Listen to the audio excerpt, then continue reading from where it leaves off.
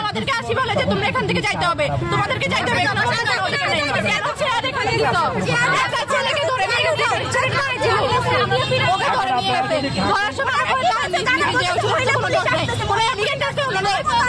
ওনাদের কোনো এলিগেন্ট ছিল, ওনারা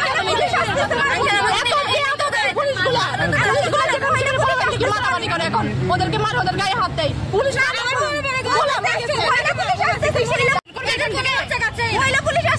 আমরা এখানে পড়াশোনা করি, আমরা এখান দিয়ে যাবো, আমাদের ইচ্ছা, আমরা যা ইচ্ছা তাই করবো, আমরা ন্যায়ের পথে থাকবো। আমরা যদি আন্দোলন করতাম, সবাই এখন আন্দোলন করে, ঠিক আছে, আমরা যদি আন্দোলন করতাম, ওদের কি কোনো অধিকার ছিল আমাদের উঠে যাওয়া? নাকি আমরা কোনো মানুষকে ঘুরি না? আমরা তো বন্ধু নিয়ে আসি না, আমরা তো লাঠি নিয়ে আসি না। আমাদের অধিকার আছে, আমরা এখানে আসবো। আবার বলতেছে তো আপনি কোন জায়গার মেয়ে, আপনি কি লক্ষ্মীপুরের মেয়ে? আমি কি বাইরে থেকে আসছি? পড়াশোনা করা মানে সবাই শিক্ষিত, এখন শিক্ষিত মানুষের শিক্ষিত মানুষ দেখলে এখন সবাই তারা আন্দোলন করতে, তোরা কোটা আন্দোলন করতে পারবে না।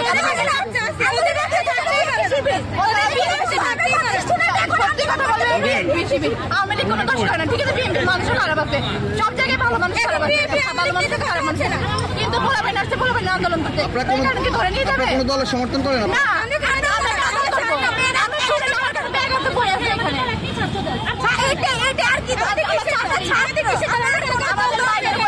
আমরা কি চুপ করে থাকবো?